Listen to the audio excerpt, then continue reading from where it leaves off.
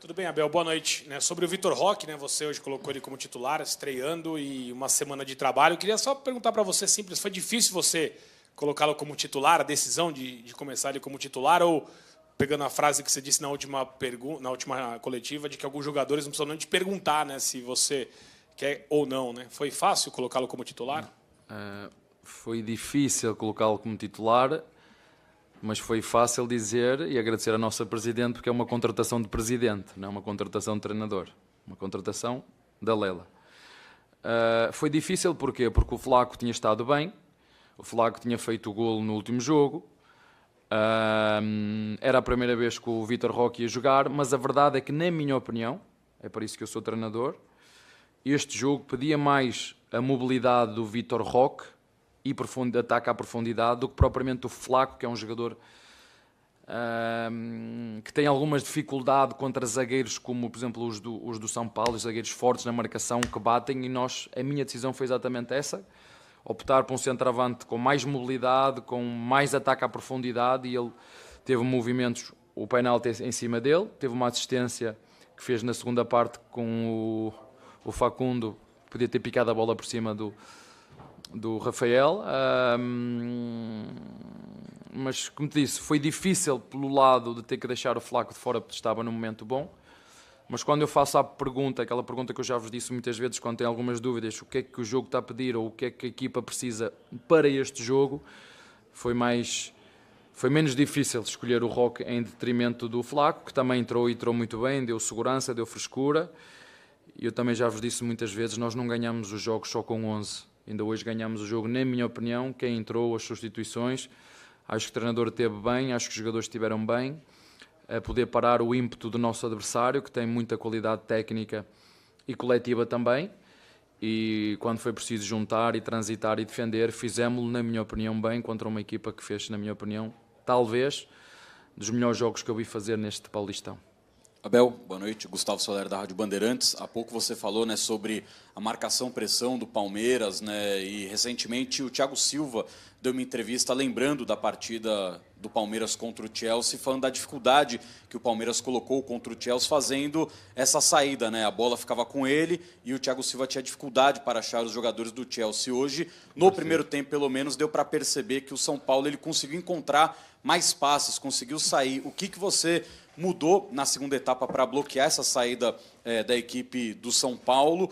E já questionando também sobre essa sexta final seguida do Palmeiras, serão evidentemente 2 jogos muito distintos. O primeiro no Allianz, o segundo na Neoquímica Arena, mas com o fator que você pode perder pelo menos 6 jogadores caso os treinadores de seleções convoquem todos os jogadores do Palmeiras. Como já começar a trabalhar principalmente a parte física, sabendo que pode perder peças importantes? Essa última parte da pergunta tens que perguntar a quem organiza o calendário.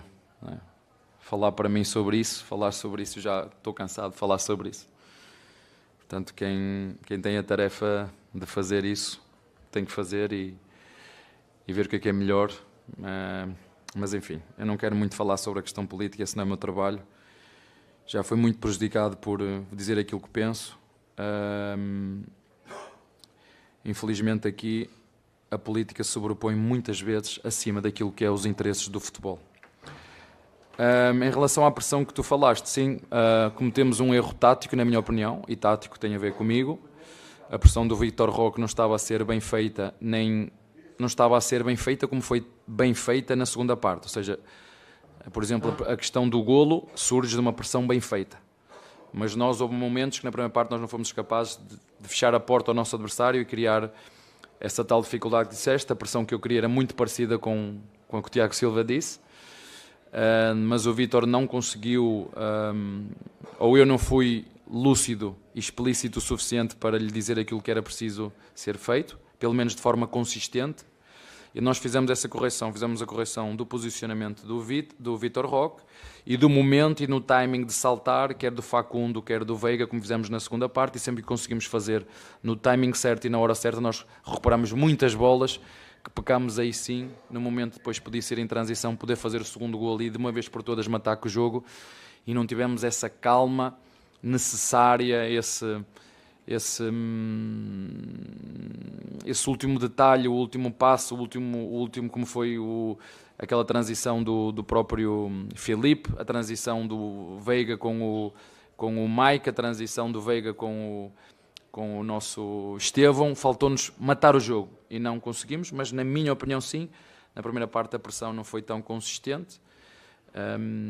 Mas também vamos ser sinceros, o Alisson é um belíssimo jogador, o Lucas é um belíssimo jogador, o Luciano é um belíssimo jogador, o Oscar é um belíssimo jogador e nós não jogamos sozinhos. E volto a referir, talvez, posso estar enganado, acho que vocês me podem corrigir porque vocês viram mais jogos do São Paulo do que eu vi sobretudo os últimos 2-3 jogos, o São Paulo mudou um bocadinho, eu acho que a partir do momento que eles vieram jogar aqui connosco com linha de 5, passaram a jogar com linha de 5 e passou a ser uma equipa mais sólida e mais consistente.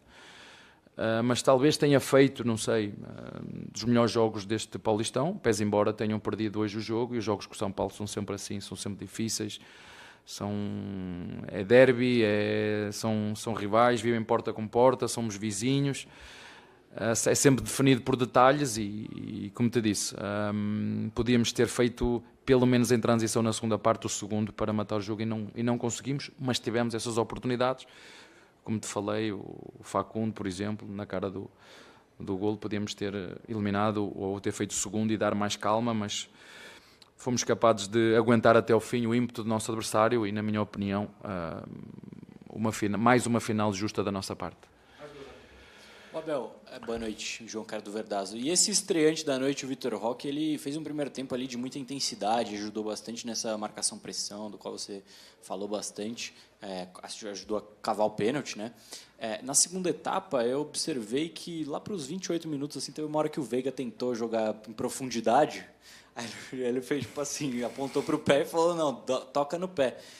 Depois pareceu que ele estava um pouquinho mais desgastado, óbvio. Como que está a questão física desses jogadores? Será que ele ainda tá chegando, né, no Palmeiras? Será que ele aguenta jogar 90 minutos? A substituição dele teve a ver com essa parte física? E eu vi também que ele estava servindo bastante os companheiros, né? Chegava na frente e, ao invés de tentar uma finalização, ele tentava servir o companheiro. Isso foi uma instrução sua? É característica do jogador? Não, como é que está? É isso mesmo, acho que é característica do jogador. Nós temos 3 jogadores diferentes hoje. Temos o Lopes, eu entendo que ele hoje podia estar chateado por eu ter trocado, mas tive uma conversa com ele, abrir o jogo, disse-lhe que o Roque não jogou por ter vindo de onde veio ou por ter gostado do que gostou, jogou porque nestes 5 treinos que fez mostrou algo que nós sabíamos que ele tinha e que pedia para este jogo, esta mobilidade, não deixar, poder vir, poder assistir, poder chegar, poder finalizar, portanto foi uma questão mais de características dos jogadores, enquanto o Lopes é um jogador mais de cabeça, de chegar à área, fazer golos de presença da área.